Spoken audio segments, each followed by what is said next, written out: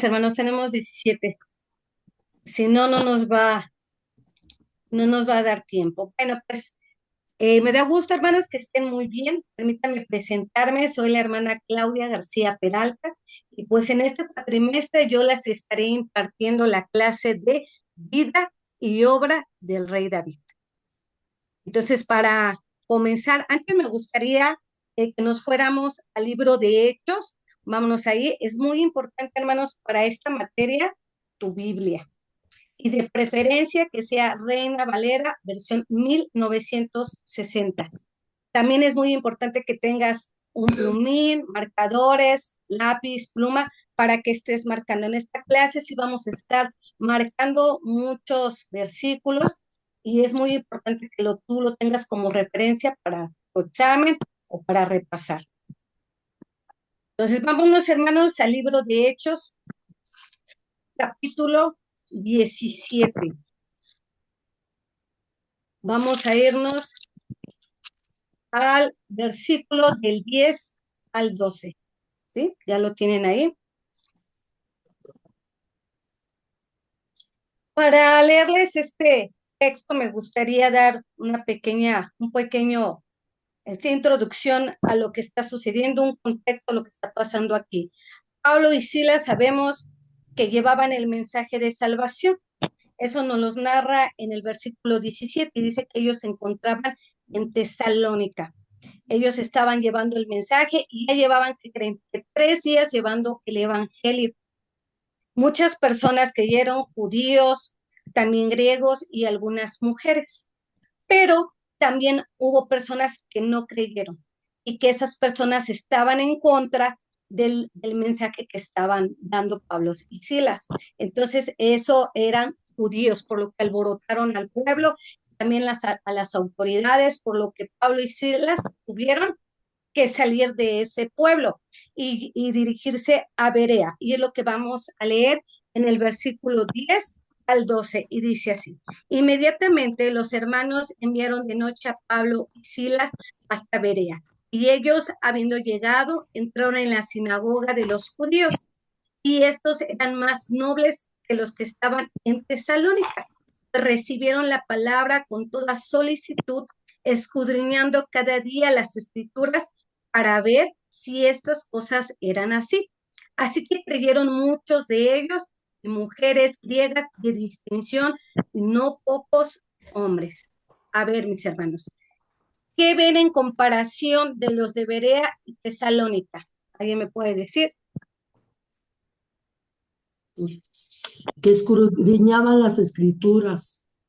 Muy bien, que escudriñaban las escrituras. ¿Qué más podemos ver? Nos dice que eran más nobles, o sea, más sensibles, podría ser. Muy bien, hermana. Así es, ahí vemos un contraste, exactamente. Los de Tesalónica eran más duros de corazón, mientras que los de Berea fueron más nobles. Dice que Pablo pasó 3 días en Tesalónica, tratando de llevar el mensaje, mientras que los de Berea tuvieron ese corazón dispuesto, ese corazón para aceptar la palabra de Dios. Y no solamente eso, hermanos, sino que ellos escudriñaban para ver si es cierto lo que les estaba dando Pablo y Silas.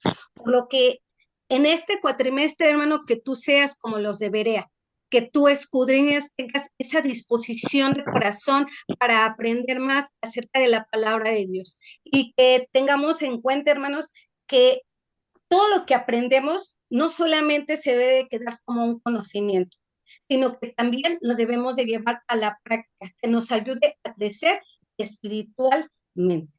Vamos a orar, hermanos, en esta tarde antes de comenzar. Padre bueno, en esta tarde te rogamos que tu Espíritu Santo venga sobre nuestras vidas, que nos dé la capacidad de entender tu palabra. Danos un corazón sencillo, un corazón moldeable, para que nosotros lo podamos llevar a la práctica, Padre.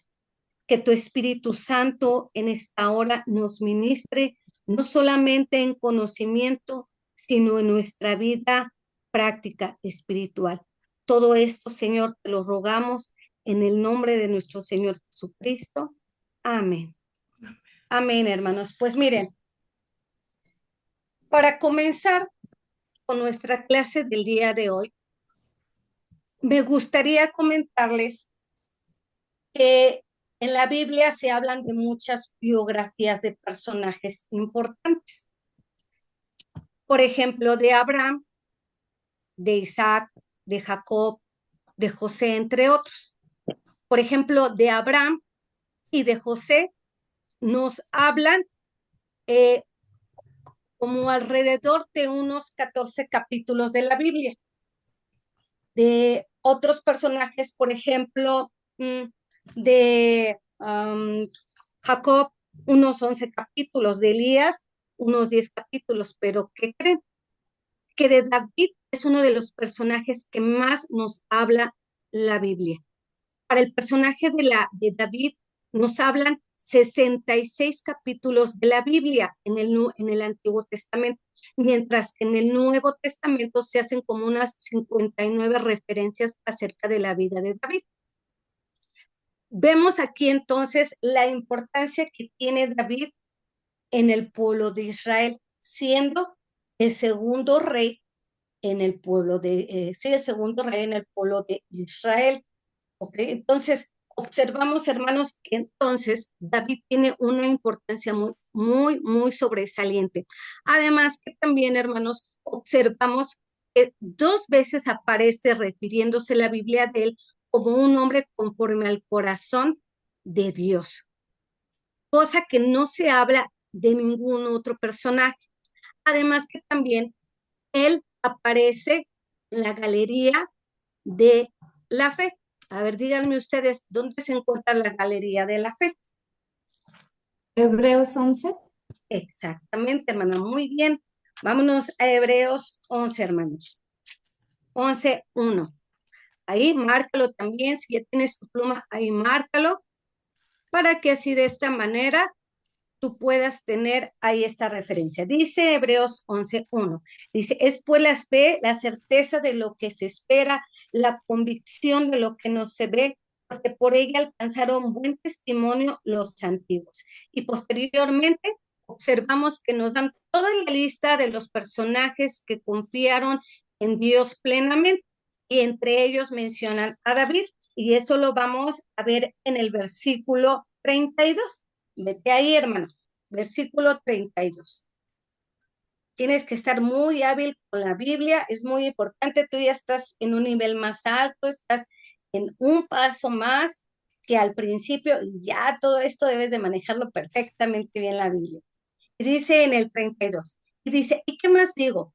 Porque el tiempo me faltaría contando de Gedeón, de Barak, de Sansón, de Jefté, de David, así como de Samuel y de los profetas. Entonces, a David lo contemplan como un hombre de fe, un hombre que confió plenamente en el Señor. Entonces, él, siendo un hombre conforme al corazón del Señor, entonces quiere decir que era un hombre que confiaba plenamente en el Señor. Ahora bien, hermanos, vámonos otra vez a Primera de Samuel 16. De ahí comienza la historia de David.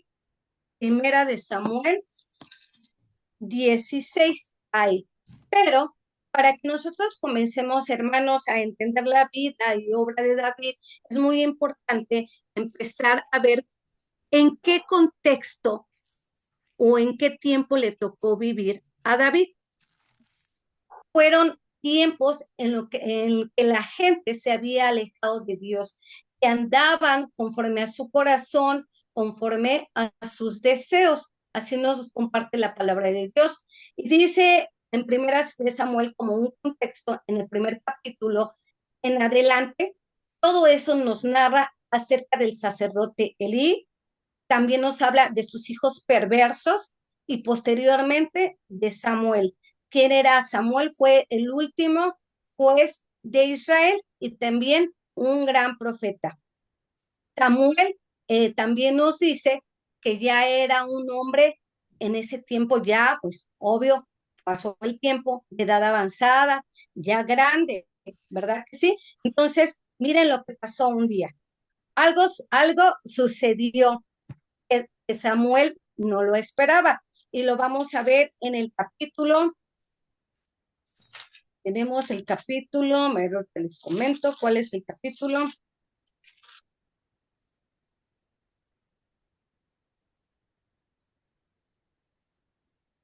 En el capítulo 8.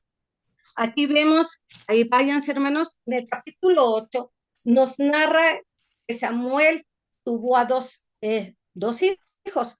¿Cuáles eran ellos? A ver quién me dice. En el versículo 2, perdón, capítulo 8, versículo 2. A ver, díganme quiénes eran sus dos hijos de Samuel. Joel y Abías. Muy bien, gracias, hermana. Así es. Pero dice la palabra de Dios que ellos no andaban conforme los caminos de su padre, conforme a los mandamientos de Dios. Entonces, lo que les comento, que un día se reunieron un conjunto de ancianos y subieron a Rama a ver a Samuel, que es ahí donde él vivía. Dice que le dijeron tres cosas. ¿Cuáles fueron esas tres cosas? Primero, le dijeron, ¿sabes qué, Samuel? Tú ya eres un hombre grande, ya eres de edad avanzada, tus dos hijos que pusiste como jueces son gente mala que ha pervierte el derecho. Y tercero, pues, ¿qué crees? Que queremos un rey. Así, queremos un rey. Dice la palabra de Dios, ¿qué hizo Samuel? Lo vemos en el versículo 6. Dice, pero no agradó a Samuel estas palabras que dijeron, danos un rey que nos juzgue. Y Samuel oró al Señor. ¿Qué dice que hizo Samuel? Oró al Señor. Y luego dice, cuando Samuel se presenta, Dios le dice lo siguiente, y lo leemos en el versículo 7.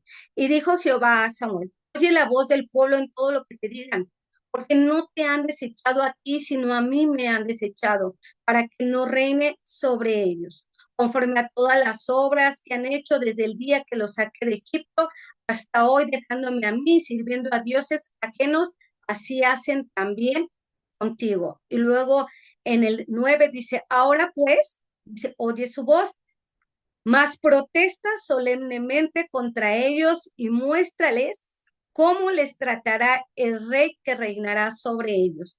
Dios ya le había dado un consejo a Samuel. Samuel no da una contestación conforme a su propio corazón. ¿Qué hace él?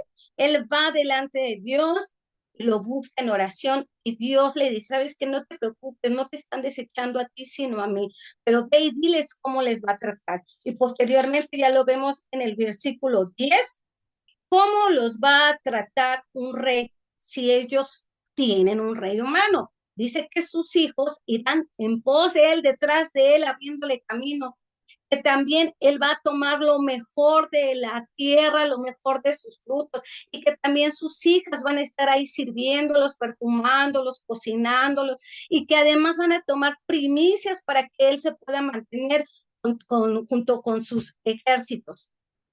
Pero ¿qué hace esta contestación? ¿Qué contestan el pueblo de Israel a ver esta situación? Lo vemos en el verso 19. Dice, pero el pueblo, dice, no quiso oír la voz de Samuel. Dijo, no, sino que habrá rey sobre nosotros. Y nosotros seremos también como todas las naciones, y nuestro rey nos gobernará y saldrá delante de nosotros y hará nuestras guerras. Vamos a ver, hermanos, cuál es el comportamiento de los israelitas, del pueblo de Israel. Vemos una persona obstinada, ellos quieren hacer conforme a su corazón, ellos quieren hacer lo que las demás naciones hacen.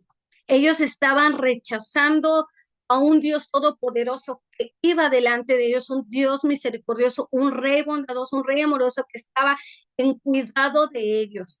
Ellos lo estaban rechazando. Ellos, vuelvo a repetir, querían ser como las demás naciones.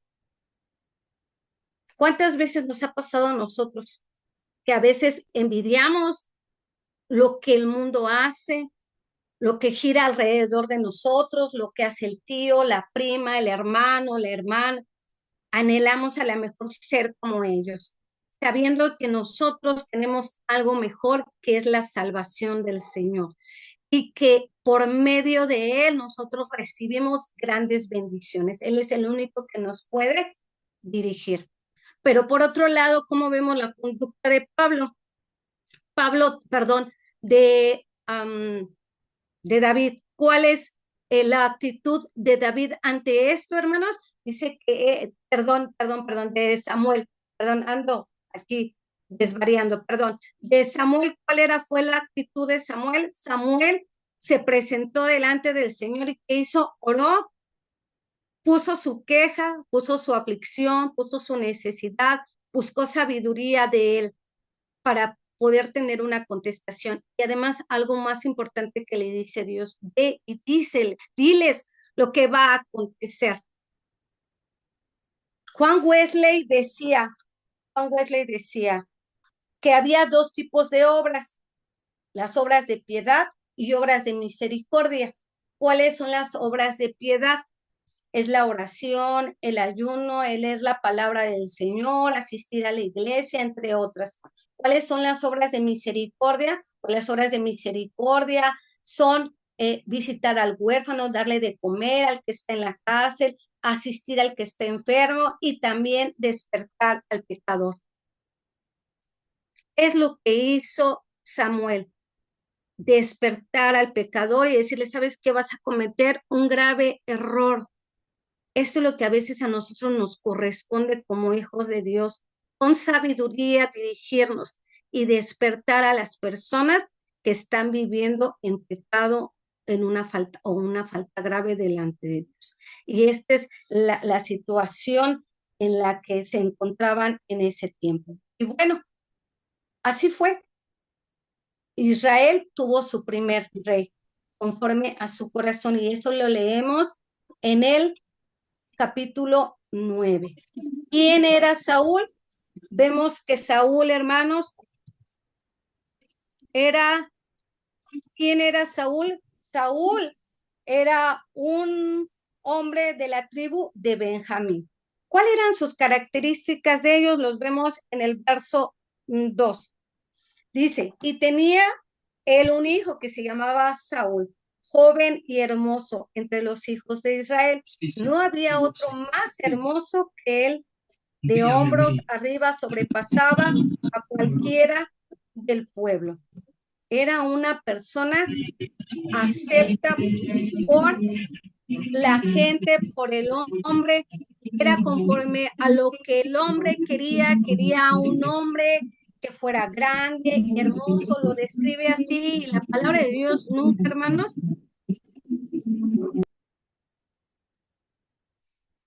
nunca miente y nunca exagera. Ciertamente Samuel era una persona que la gente lo veía y decía, no, pues este puede ser nuestro rey, es apto, es grande, es fuerte, también se ve que es guapo, ¿no? Yo recuerdo que cuando estaban las elecciones, cuando estaba Peña Nieto, escuché a muchas señoras ahí, de ahí donde iba en la escuela mis hijos, que decían, vamos a votar por Peña Nieto porque es guapo, tiene presencia. ¿Por qué? Porque la gente es así, la gente se deja llevar por el físico, por lo que ve por fuera y no por lo que hay dentro. Y eso es lo que aconteció en ese momento. Saúl fue escogido por su apariencia, por lo que él era. Entonces, ahora nos vamos, hermanos, nos narra toda esa historia hasta el capítulo 12. Ahí nos menciona también en el capítulo 12 que fue ungido Saúl por Samuel y también nos dice la palabra de Dios que cuando hicieron esa festividad, ese holocausto, Samuel dio un discurso para el rey y para todo el pueblo. Y le dice lo siguiente, mire, vamos a ver en el versículo 14. Ahí ya lo tienen, es capítulo 12, versículo 14. Y dice así, si temieres al Señor y le sirvieres y oyeres su voz y no fueres rebeldes, la palabra del Señor, y si tanto vosotros como el rey que reina sobre vosotros servís al Señor vuestro Dios, haréis bien. Mas si no oyeres la voz del Señor y si fueres rebeldes a las palabras del Señor La mano del Señor estará contra vosotros como estuvo contra vuestros padres. Les está haciendo esa recomendación. Ahora también vemos la misma recomendación, hermanos, en el versículo 20. Vayan ahí. Dice, y Samuel respondió al pueblo, no temáis vosotros, habéis hecho todo este mal, pero con todo esto no os apartéis en pos del Señor, sino servirle con todo vuestro corazón. Y este versículo, esta palabra se los da porque cuando les dice el primer versículo del 14, les está diciendo, mire, tienen que estar escuchando la voz del Señor, tienen que obedecerle, tienen que servirle y ustedes no morirán. Y es cuando les cae el 20 al pueblo de Israel y dice, sí, creo que la regué, creo que no, más bien no debimos escoger a un rey. Y ellos dicen, pero ahora qué hacemos? Y le dice, está bien, no se preocupen, ya lo hicieron, pero saben que ahora ustedes tienen que hacer esto. Y también les vuelve a recomendar en el verso 24 y dice, solamente temed al Señor y servirle de verdad con todo vuestro corazón, pues considerar cuán grandes cosas ha hecho por vosotros. Mas si perseveráis en hacer el mal, vosotros y vuestro rey pereceréis. A ver, mis hermanos, ustedes son bien listos y abusados. Díganme en estos 3 versículos qué palabras se repiten.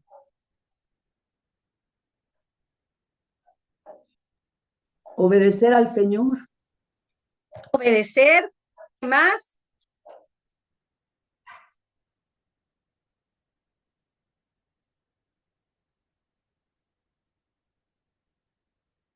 Temed a Jehová y Bien, perdón, temed a Jehová y servidle.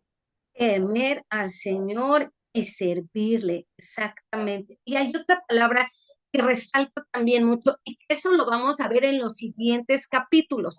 Hay una palabra, hermanos. ¿Cuál es esa palabra clave? Oír su voz. Ya lo habían comentado, oír, escuchar, temer, servir, obedecer. Hay otra más. Si no fueras rebelde, No, otra más. Una oportunidad más. A ver, ¿quién me la dice?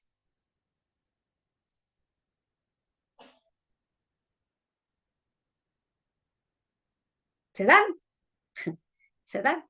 Bueno, es corazón. Dice, y servirle de verdad con todo vuestro corazón. 3 palabras claves que debe de tener un hijo de Dios. Servir al Señor con todo tu corazón. Eso es lo que pedía el Señor Todopoderoso al pueblo y a Saúl. Tienes que servirme, tienes que escucharme, tienes que obedecerme y de todo tu corazón. No solamente por encima, sino con todo tu corazón. Y es lo que ellos les dicen. Pero déjenme comentarles que Saúl al principio ciertamente estaba haciendo bien las cosas, marchaba muy bien todo, pero eso duró solamente 1 año y medio. Porque después de ahí vemos 3 cosas malas o bien decisiones que tomó Saúl y que por eso fue destituido del reino. Vamos a ver cuáles son. Esos vienen en el capítulo 13, en el capítulo 14 y en el capítulo 15. Hermanos, ahí hasta ahí tienen alguna duda.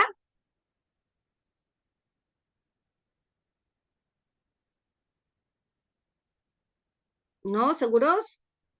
¿Todo bien? Bueno, entonces seguimos.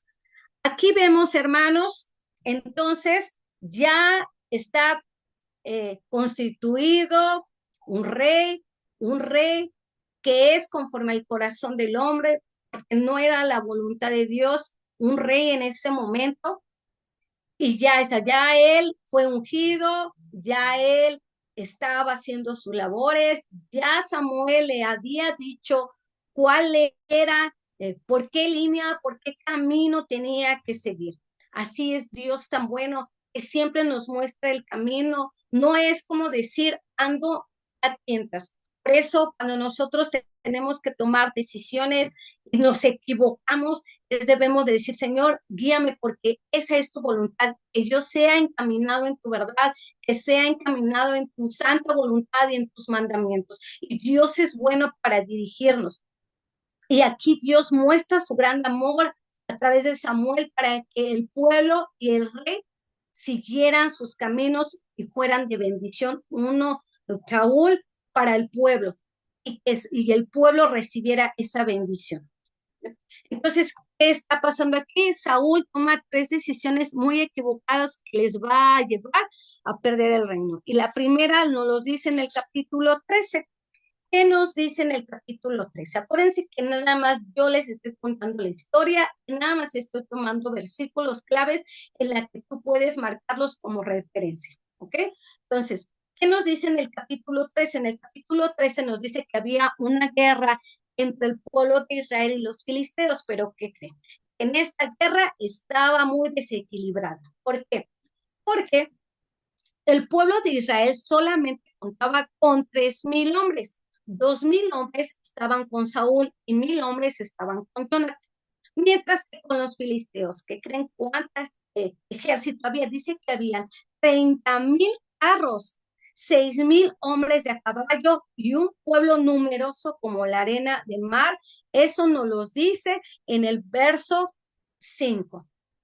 Por lo que cuando Saúl se enteró de la desventaja que ellos tenían, temió y se llenó de mucho miedo también el pueblo, que muchos empezaron a desertar, se fueron a esconder, se hicieron los escurridizos, se cambiaron a otro, a otro país, a otro lugar, para que no se pudieran enfrentar, porque era seguro una derrota. Pero entonces Samuel le dijo, ¿sabes qué? En 7 días voy a llegar y vamos a ofrecer holocaustos. Entonces pasaron los 7 días y no llegaba Samuel y ya todo el pueblo de Israel más de miedo se llenaban y se empezaron a ir, por lo que ya quedaban menos. Lo que hizo Saúl fue decir, pues ¿sabes qué? A ver, tráeme el holocausto, la ofrenda, la vamos a dar al Señor para tener el favor de él. ¿A él le pertenecía ofrecer sacrificio? A ver, coméntenme. No, no exactamente, solamente a los sacerdotes. Entonces dice la palabra de Dios que él lo dio, hizo esa ofrenda, ese holocausto, y que llega Samuel y que lo pilla y que le dice, ¿sabes qué? A ver, ¿qué estás haciendo?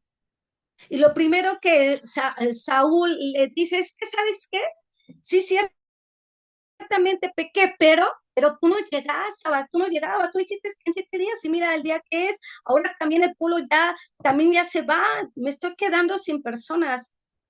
Esa fue una excusa que dio Saúl.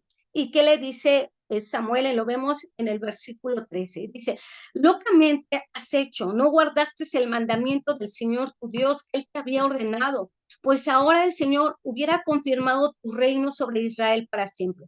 Mas ahora, dice, tu reino no será duradero. El Señor se ha buscado un varón conforme a su corazón, el cual ha designado para que sea príncipe sobre su pueblo, por cuanto tú no has guardado lo que el Señor te mandó.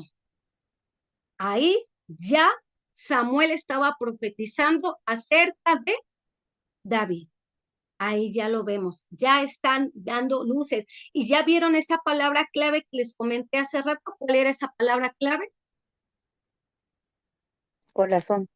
Corazón, muy bien, mi hermana. Así es, corazón. Dios está buscando gentes, personas, líderes que sean conforme a su corazón. Y es lo que Saúl no tenía. Él siempre era el hombre de las excusas, pero es que ciertamente, o como Adán, ¿no? Sí, ciertamente, pero fue Eva. Así es ciertamente lo que estábamos viendo con Saúl. Entonces, ¿qué pasó?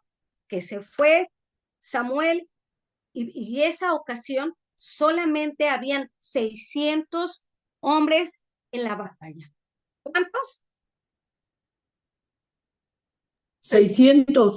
600, así es. Y también dice la palabra del Señor que no había suficientes herramientas para luchar. El pueblo de Israel no tenía la suficiente armadura, las suficientes espadas, cuchillos, etcétera.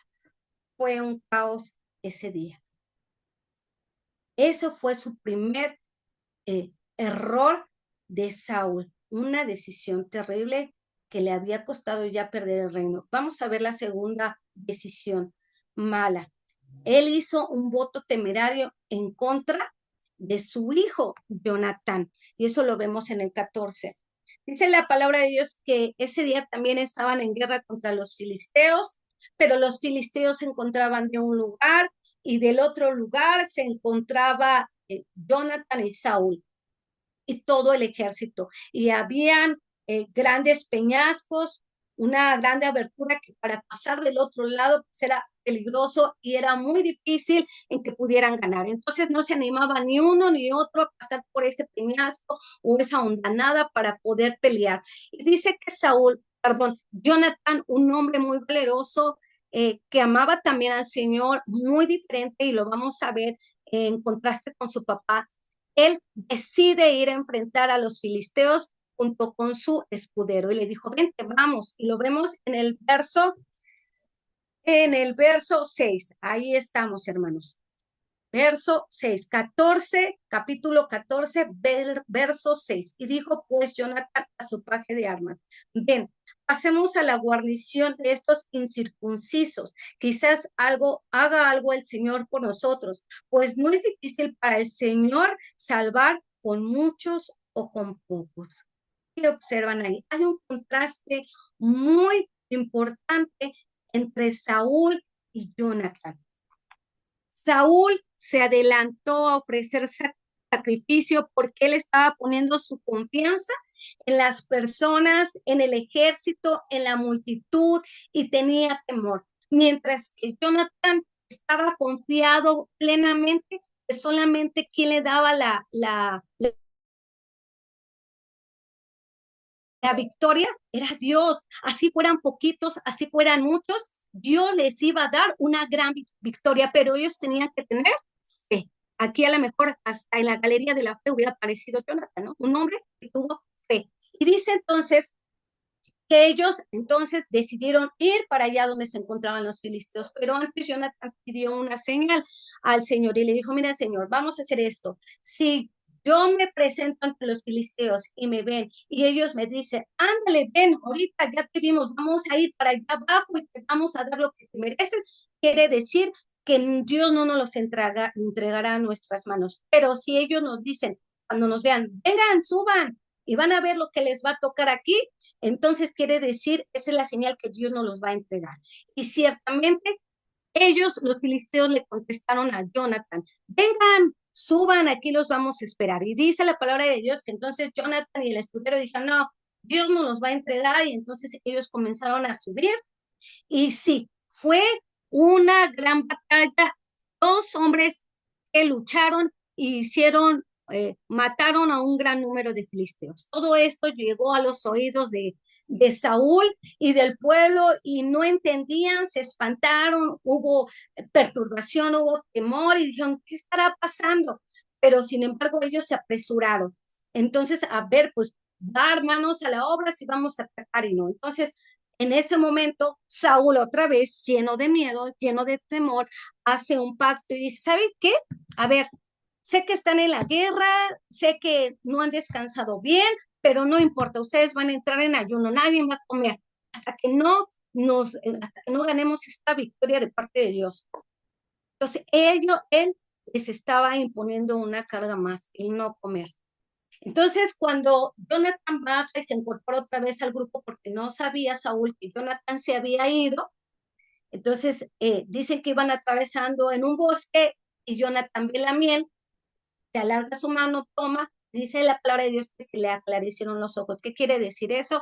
Pues que en ese momento tuvo más vigor Jonathan, más fuerza, y tuvo, pues ahora sí que más visión acerca de las cosas. Entonces, cuando el pueblo lo ve, le dice, ¿qué has hecho, Jonathan? ¿Qué no ves? papá dijo que no podíamos comer. ¿Y qué le contesta Jonathan? Eso lo vemos en el verso 29. Ahí vamos, hermanos, 14, 29, y dice, respondió Jonathan, mi padre ha turbado el país. Ved ahora cómo han sido aclarados mis ojos por haber gustado un poco de esta miel. Miren, hermano, la palabra turbado en el hebreo significa afligir, atormentar. Eso quiere decir que Saúl estaba atormentando, estaba afligiendo al ejército, le estaba poniendo una carga de más, una decisión mala, una decisión sin sabiduría. Su mismo hijo lo había percibido. Entonces dice que sí, ciertamente ellos ganaron la batalla, pero cuando ellos terminaron la batalla, como el ejército estaba muy hambriento, el pueblo ya quería comer, no habían comido, dice que empezaron a sacrificar corderos, pero no los dejaban cocer bien, sino que se lo estaban comiendo con sangre. Y recuerden que esa era pecado delante del Señor. Cuando Saúl se entera de esta situación, dice que él corre y dice, ¿qué están haciendo? Y hace otro holocausto, un sacrificio para la expiación de sus pecados. Hasta ahí el Saúl sabía todo de buena manera. Pero después, cuando quiere otra vez salir a la guerra, dice al Señor, Señor, pues Dios, dame señal, ¿iremos o no iremos? Y cuando Dios no contesta, entonces dice, no, pues, algo ha de haber algo malo aquí porque Dios no contesta. Entonces echaron votos para ver dónde había el pecado. Y van descubriendo que fue Jonathan. Jonathan descubre su pecado y dice, sí, ciertamente, pues yo no sabía que estaban en ayuno, yo no sabía que tú lo habías hecho así y yo tomé miel. Entonces dijo Saúl, pues de cierto morirás, Jonathan. Otra decisión terrible. Y entonces, ¿qué hizo el pueblo? Sale en defensa de Jonathan y dice, no, ¿cómo vas a hacer eso? Él no sabía y además, Dios lo usó grandemente. Él mató a muchos filisteos. Él fue de gran ayuda. Entonces se retracta Saúl ese día y no muere Jonathan. Pero ahí vemos la decisión, una mala decisión de parte de Saúl. Y por último, la última decisión, que eso ya lo lleva definitivamente, pues ya, a cortar cualquier relación entre Saúl y Samuel, lo vemos en el capítulo 15. Y nos dice la palabra de Dios, hermanos, que Dios habla a Samuel y le dice, ¿sabes qué? Ve con Saúl y con el pueblo y tienen que ir a atacar a los de Amalek. Tienen que destruirlos a todos porque ellos estorbaron gravemente al pueblo de Israel cuando ellos salían de Egipto. Entonces Saúl preparó su ejército y dijo, sí, vamos a matarlos, vamos a obedecer al Señor, entre comillas. Cuando ellos los atacan, el pueblo y él decide perdonarle la vida al rey de Amalek. Y a lo mejor que había en esa nación, los mejores bueyes, los mejores carneros, ovejas, lo decían aparte porque dijeron, no, pues esto está muy bonito y mira, esto mejor no los quedamos y lo adornan y le dicen, pues bueno, para sacrificarlo al Señor, vamos a hacerlo así. Entonces, Dios viene de noche con Samuel y le dice lo siguiente, ahí véanlo, hermanos, 15:11, vamos al 11, versículo 11. Dice Dios a Samuel, me pesa haber puesto por rey a Saúl, porque se ha vuelto de en pos de mí, no ha cumplido mis palabras, y se apesadumbró Samuel y clamó al Señor toda aquella noche. Samuel era una persona muy sensible a la voz de Dios, sabía lo que estaba aconteciendo y estaba entristecido. Pero cuando amaneció, se dirigió rápidamente donde se encontraba Saúl y le expone y le dice, ¿sabes qué? A ver, estás haciendo esto hiciste mal. Y otra vez vamos a ver la contestación de Samuel. Lo vemos en el versículo 24, hermanos. Vamos ahí. Versículo 24. Entonces Saúl dijo a Samuel, yo he pecado, pues he quebrantado el mandamiento del Señor y tus palabras porque temí al pueblo y consentí a la voz de ellos. Dice, perdona pues ahora mi pecado y vuelve conmigo para que adore al Señor. ¿Había confesado su pecado? Sí.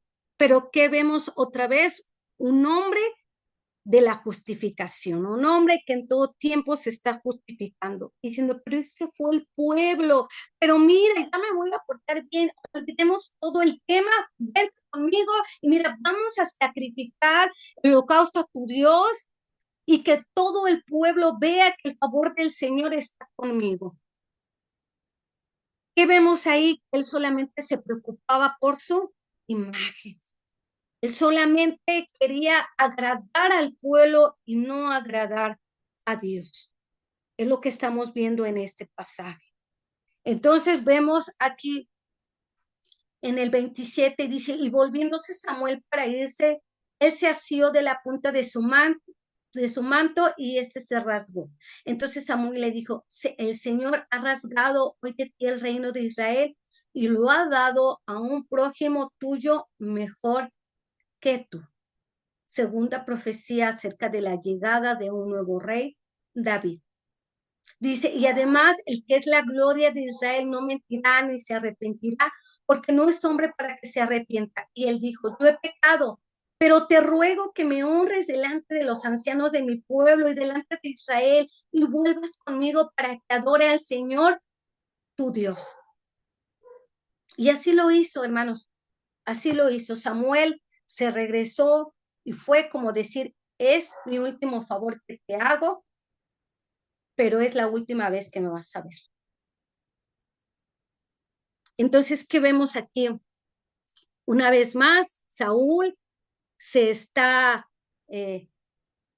justificando, él solamente le importa cómo lo ven las personas. Es muy importante pedirle a Dios que nos ayude a que nosotros no solamente seamos imagen, que no solamente queramos que la gente nos vea una imagen por fuera, sino que en nuestro interior sea puro, sea sencillo, sea sensible a la voz de Dios. Aquí lo observamos muy claramente en la vida de Saúl. Y saben, este capítulo termina un poco triste y lo vemos en el verso 35 y dice, y nunca después vio Samuel a Saúl en toda su vida. Y Samuel lloraba a Saúl y el Señor se arrepentía de haber puesto a Saúl por rey sobre Israel. El primer rey fue un total fracaso. Y dice que Samuel lloraba. Aquí, hermanos, la palabra cuando nos expresan esto y se estudia, quiere así en el hebreo, nos da a entender que Saúl estaba totalmente afligido. Él seguramente se preguntaba y él decía, ¿ahora qué va a pasar? Ya no hay rey, seguramente va a haber una guerra civil, se van a dar cuenta que Dios ya no está con el rey y seguramente las naciones cuando se enteren que hay un desequilibrio en el pueblo de Israel van a venir a atacarnos más porque en ese tiempo los filisteos estaban con todo al pueblo de Israel. Entonces, aquí estaba Samuel. Como humano es lo que estaba viviendo. Pero ¿saben qué? Dios siempre tiene un propósito.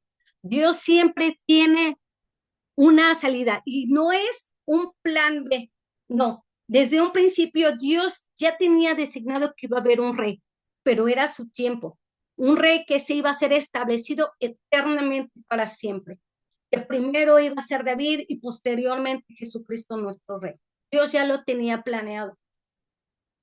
Pero nosotros como seres humanos, que vemos solamente así, las apariencias, lo que ven nuestros ojos, y no debe de ser eso, sino debemos confiar plenamente en que Dios tiene nuestra vida y que Él tiene el cuidado de cada uno de nosotros, tal como lo hizo en el caso del pueblo de Israel. Amén. Esto es una pequeña introducción, hermanos. Ahora vamos a ver un poco acerca de su biografía de David. Para nosotros el estudio que vamos a hacer de David, hermano, lo vamos a clasificar o lo vamos a dividir en 3 partes y que eso lo veremos el día de mañana. Pero ahorita quiero darles más o menos datos generales acerca del rey David, que ustedes lo memoricen, porque muy seguramente estos datos vendrán en su examen. Entonces, bien atentos, ¿vale? Entonces, vamos a ver. ¿Quién era su padre de David? Isaí. Isaí, muy bien. ¿Y el nombre de su madre?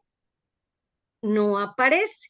No aparece, pero sí hace referencia, sí tenía mamá. Entonces nos vamos a Primera de Samuel 22, 23. Ahí aparece. En el Primera de Samuel 22, 3, hermanos, y dice, y dice así, se fue David de ahí a Mizpa de Moab y dio al rey de Moab y le dijo al rey de Moab, yo te ruego que mi padre y mi madre esté con vosotros hasta que yo sepa lo que Dios hará de mí. Aquí David se encontraba muy mal porque estaba siendo perseguido por Saúl y él se encontraba en la cueva de Adulam. Y hace la primera referencia a su madre, se preocupa por ella y le dice, ¿sabes qué, rey de Moab? Cuídalos, cuida a mi mamá y cuida a mi papá. Ahora bien, ¿cuáles eran los hermanos de David? ¿Cuántos eran? Eran 7. 7 hermanos, y eso lo vemos, hermanos, en Primera de Samuel 16, 10. Ahí vayas, Primera de Samuel 16, 10. Y dice, e hizo pasar a Israel 7 hijos suyos delante de Samuel, pero Samuel dijo a Isaí, Jehová no ha elegido a estos. ¿Cuántos hijos tenía Isaí? 8. 8. Exactamente, 8. 7 hijos y con David, 8. Pero a ver, ahí va algo muy importante y lo vamos a ver en Primera de Crónicas 2, 10 al 16. Vámonos ahí, hermanos. Primera de Crónicas, capítulo 2. ¿Qué más les dije? Del 10 al 16. Aquí bien. Pero vamos a leerlo, hermanos, a partir del 13. ¿Ok? Dice aquí. E Isaí engendró a Eliab, su primogénito. El segundo, Abinadab. A Simea, el tercero, y el 4, Natanael, el quinto, Radai, y el sexto, Osem. El séptimo, David. Entonces, ¿qué está pasando ahí? Y dice luego, de los cuales Arbia y Abigail fueron hermanas. Entonces, ¿cuántos hijos tenía David? Digo, perdón, Isaí.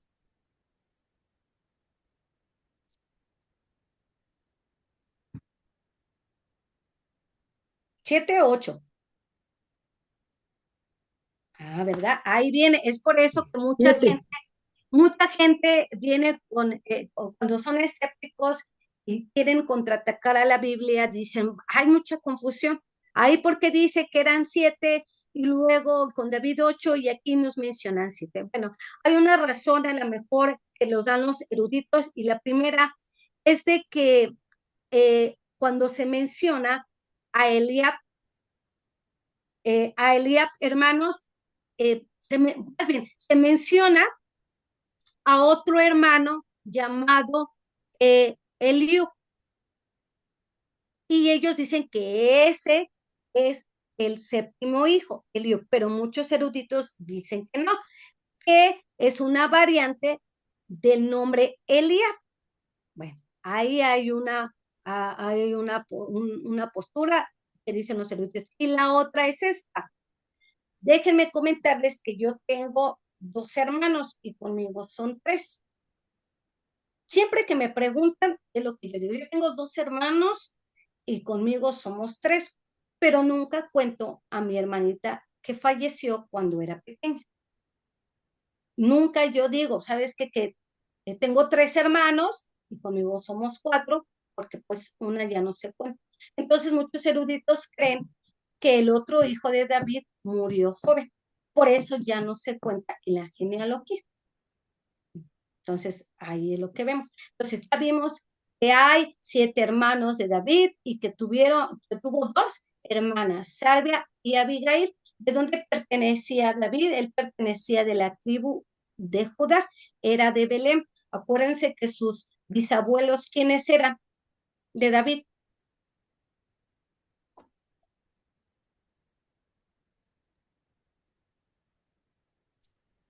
Obed y Ruth. Muy bien, muy bien. Era Obed y Ruth, eran sus bisabuelos. Déjenme comentarles que David fue ungido 3 veces, ¿sí? 3 veces. La primera fue cuando Samuel fue a su casa a visitarlo. Muchos eruditos dicen que él tenía aproximadamente unos 14 años, otros eruditos dicen que estaba entre los 16 y 19 años, no podía tener más edad porque Saúl se hace referencia de que cuando va a pelear con Goliat, le dice, eres un muchacho. Y también acuérdense que no lo dejaron pelear porque aún no podía estar en el ejército. En el ejército podían estar a partir de los 20 años, ahí ya se los consideraba como adultos. Entonces, la primera vez que ungen a David fue ahí, en su casa. La segunda vez que fue ungido fue cuando lo hacen rey en Hebrón. Y la tercera vez fue cuando fue en Jerusalén. Y esos pasajes los vamos a ver, hermanos. Vamos a segunda de Samuel 2:4. Segunda de Samuel 2:4. Y dice así, y vinieron los varones de Judá y ungieron ahí a David por rey sobre la casa de Judá, ¿sí? Ahí va la primera. Ahora la segunda. Vámonos a segunda de Samuel 5:3. Dice, a partir del 4, era David de 30 años cuando comenzó a reinar y reinó 40 años. En Hebrón reinó sobre Judá 7 años, ¿sí? Y 6 meses, y en Jerusalén reinó 33 años sobre todo Israel y Judá. Pero en donde viene lo de que lo ungieron, viene uno antes, es en el versículo 3, y dice, y vinieron pues todos los ancianos de Israel al rey en Hebrón, y al rey David hizo pacto con ellos en Hebrón delante del Señor, y ungieron a David por rey sobre Israel. Entonces, primero reinó David en Hebrón sobre la tribu de Judá, y posteriormente reinó sobre todo Israel, y ahí lo ungieron en Jerusalén. ¿A partir de cuántos años, a los cuántos años empezó a reinar? A partir de los 30 años. Su muerte es a los aproximadamente entre sus 70 y 71 años falleció David. ¿Cuál fue su predecesor de David? Saúl. Su sucesor, su hijo Salomón. ¿Cuál era la ocupación de David? Al principio sabemos que era un pastor, fue poeta, fue músico, fue guerrero. También hizo grandes estrategias en la guerra, fue estadista, fue un rey, un brillante organizador, un buen administrador y planificador. Una de las ocupaciones del rey David. ¿Sí? Ahora bien, vamos, hermanos, con su genealogía. La genealogía de David se encuentra en Ruth, capítulo 4, del 18 al 22. Ahí viene la genealogía o el árbol genealógico de David. ¿Quién quiere dar lectura?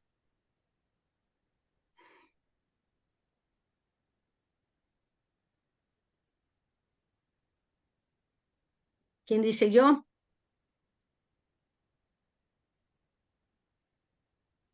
Ruth, capítulo 4, del 18 al 22. ¿Nadie dice yo?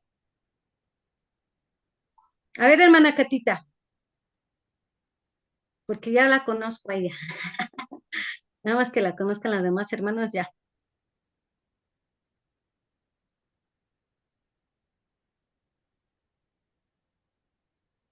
Es Ruth, capítulo 4, del 18 al 22. Amén. A ver, hermana, adelante. Dice, estas son las generaciones de Fares.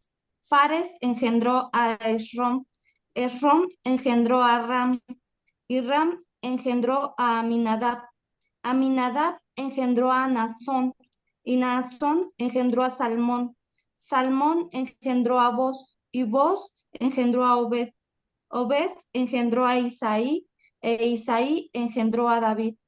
Gracias, hermana. Muy bien. Ahí está el árbol genealógico de David. Ahora también en Mateo capítulo 1 del versículo 1 al 17 está la genealogía de Jesucristo, el cual aquí Mateo lo divide de 14 en 14 en 14 generaciones hasta llegar a Jesucristo, y ahí viene cómo Jesucristo proviene o es descendiente de David. Ahora también, ya no podemos darle lectura, hermanos, por el tiempo, pero por favor, ahí subrayenlo en su Biblia. Es muy importante subrayar todo lo que estamos diciendo en su Biblia.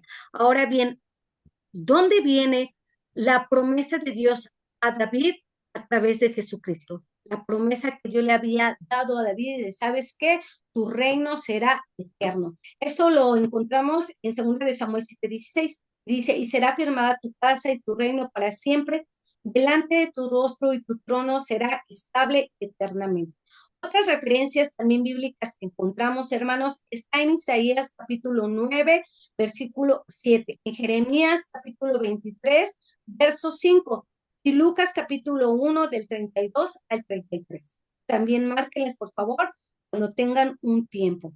Ahí vemos la promesa que Dios había dado a David. Ahora vamos a ver. Para poder estudiar o para poder ejemplificar a cuántas mujeres tuvo David, se dividen en dos.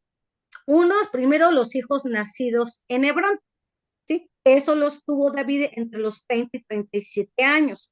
Y posteriormente los hijos nacidos en Jerusalén. Ahí David tenía entre sus 37 y 70 años. Ahí ustedes van a encontrar las referencias bíblicas. Ejemplo, los que están nacidos en Hebrón, vemos que, por ejemplo, una esposa era Ahinoam, su hijo Amnón. Otra esposa fue Abigail y fue Kileab o Daniel. Otro Maaca, que fue Absalón y Tamar. Agit fue Adonías. Abital, Cefatías, Egla, Itream y Mical. Recuerden que fue estéril. Esas fueron las mujeres que tuvo cuando él se encontraba en Hebrón reinando. ¿Sí? Los que siguen. Posteriormente, no se preocupen, hermanos, igual y las diapositivas las estaré subiendo ahí en la plataforma. Ahora vemos los hijos nacidos en Jerusalén. David, como les comentaba, tenía entre sus 37 y 70 años. Una esposa que tuvo fue Betsabe. ¿Se acuerdan de Betsabe? Tuvo con ellas a Samua, Sobab, Natán, Salomón y Yedidías. Hay otras esposas que no son identificadas, que no están identificadas, pero sus hijos sí. Y aquí los tenemos también. Está Ibhar, Elisúa, Elifelet, Noga, Nefret, Jafia, Elisam, Eliada. Y entonces, en total de hijos fueron 20 varones y una hija, sin contar lo que le comentaba, las concubinas y los hijos tenidos con ellos. Tuvo muchos hijos, ¿verdad? Muchos, muchos hijos. Y créanme, hermanos, que esto fue como que su talón de Aquiles, lo que le llevó a pecar contra Dios. Y más adelante lo vamos a ver. ¿Sí? Pero nunca hay que olvidar, hermanos, que a este personaje es un personaje, vuelvo a repetir, que Dios le tiene conforme al corazón de él. Un hombre que siempre estuvo solícito a obedecer el mandamiento de Dios, y eso lo veremos el día de mañana. Y quisiera pasar en algo muy importante, que es la forma de evaluación. ¿Cómo se va a evaluar esta materia, hermanos? Vamos a poner mucha atención en esto. Van a haber 4 trabajos, ¿sí? Y un examen final. Cada trabajo, hermanos, contará o tendrá un valor del 20%. O sea que si tú cumples con los 4 trabajos, ya tienes un 80%, y ya con el examen final ya tendrías tu 10 seguro en esta materia. ¿Cómo va a ser los trabajos? Bueno, yo les voy a dar, por ejemplo, ahorita en el primer trabajo, ustedes van a leer Primera de Samuel, el capítulo 1 al 16, ahí ya está colocado, ¿sí? Tú me vas a hacer un resumen de todos estos capítulos. Como máximo, hermanos, ahorita son capítulos muy cortos, pero en ocasiones van a ser más largos. Pero aún así, tendrás que pedirle mucha sabiduría al Señor y entendimiento, porque para hacer el resumen solamente aceptaré una cuartilla y media. ¿Qué quiere decir? En otras palabras, una página y otra, pero a la mitad, no más. No se va a aceptar más de más de estas hojas.